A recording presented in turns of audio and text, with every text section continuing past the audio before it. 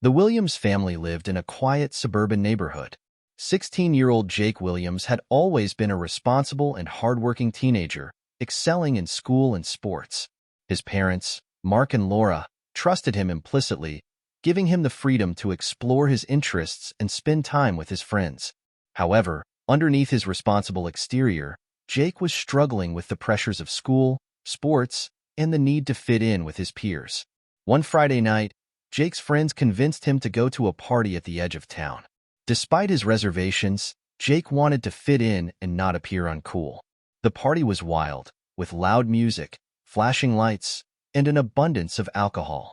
Initially, Jake refused to drink, but as the night wore on and the peer pressure mounted, he found himself holding a red plastic cup filled with beer. "Come on, Jake. Don't be a buzzkill," his friend Alex urged, slapping him on the back. "It's just one drink." Jake hesitated, but then he saw the expectant faces of his friends and the cute girl, Emily, he had a crush on. Reluctantly, he took a sip, then another, and soon the cup was empty. The night became a blur of laughter, loud music, and more drinks. As the party raged on, someone suggested a dangerous game, climbing onto the roof and jumping into the pool below. Jake, now emboldened by the alcohol, found himself being egged on by his friends. "Jake, you should go first," Alex shouted, a mischievous grin on his face. Jake looked at the roof, then the pool. It seemed like a bad idea, but his judgment was clouded by the alcohol.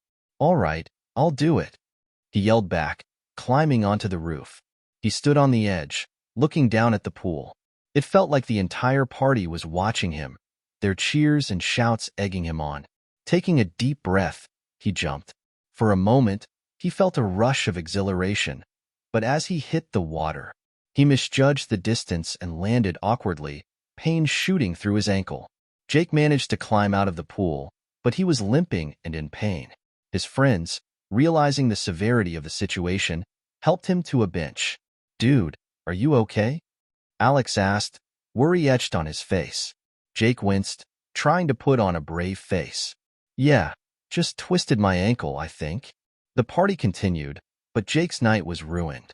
He called his friend Tom, who had remained sober, to drive him home. Jake limped into the house, trying to be as quiet as possible, but Laura was waiting up for him. "Jake, where have you been?" "It's almost midnight," she said, her voice filled with concern. Jake avoided her gaze. "Just at a friend's house, Mom." Lost track of time. Laura's eyes narrowed as she noticed his limp. "What happened to your leg?" I tripped," Jake lied, hobbling past her and up to his room. The next morning, Jake's ankle was swollen and bruised. He tried to hide it, but the pain was unbearable. Laura noticed him struggling to walk and insisted on taking him to the doctor. An X-ray revealed a sprain and a minor fracture. The doctor wrapped his ankle and gave him crutches, along with strict instructions to rest. Back at home, Mark and Laura sat Jake down in the living room.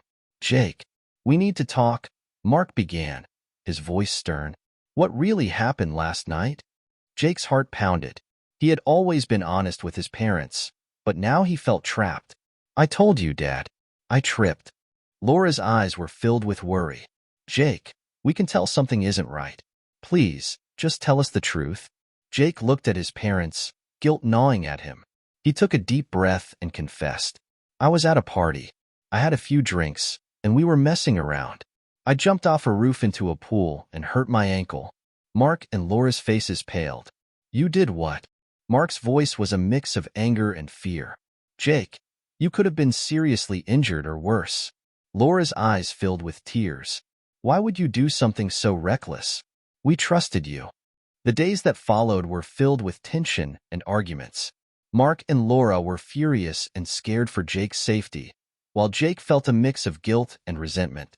His friends continued to pressure him to hang out, but he was grounded and confined to the house. One evening, as the family sat at the dinner table in silence, Laura finally broke down. "Jake, do you understand how much you scared us? We thought we could trust you to make good choices." Jake looked up, his eyes filled with regret. "I know, Mom. I'm sorry. I felt so much pressure. I wanted to fit in." Mark sighed, his anger giving way to concern. "Jake, you don't have to do dangerous things to fit in. We love you and just want you to be safe." Determined to prove that he could be responsible, Jake took his recovery seriously. He attended all his doctor's appointments and followed the advice given. He also focused on his schoolwork, catching up on missed assignments and improving his grades. Realizing that he needed help to navigate the pressures he was feeling, Jake approached his parents one evening. "Mom, Dad, I want to talk to a counselor. I need to understand why I did what I did and how to handle things better." Mark and Laura exchanged a relieved glance. "We think that's a great idea, Jake," Laura said, hugging him. "We're proud of you for taking this step." Jake started seeing a counselor, working through his feelings of pressure and learning healthier ways to cope. He also distanced himself from friends who encouraged reckless behavior and found new friends who shared his interests and values. One afternoon, as Jake and his parents sat in the living room, he spoke with a newfound confidence. "I've learned a lot these past few months. I know I made mistakes, and I'm sorry for the hurt and worry I caused, but I'm committed to making better choices." Mark smiled, placing a hand on Jake's shoulder. "We can see that, Jake. We're proud of how far you've come." Laura nodded, tears of pride in her eyes. "You've shown us that you can be responsible and that you're willing to learn from your mistakes. We trust you, Jake." Jake smiled, feeling a sense of relief and accomplishment. He knew that trust was something that had to be earned, and he was ready to keep proving himself, one step at a time. The Williams family had weathered the storm, emerging stronger and more united than ever before. Thank you for watching. Don't forget to like, share, and subscribe intriguing content.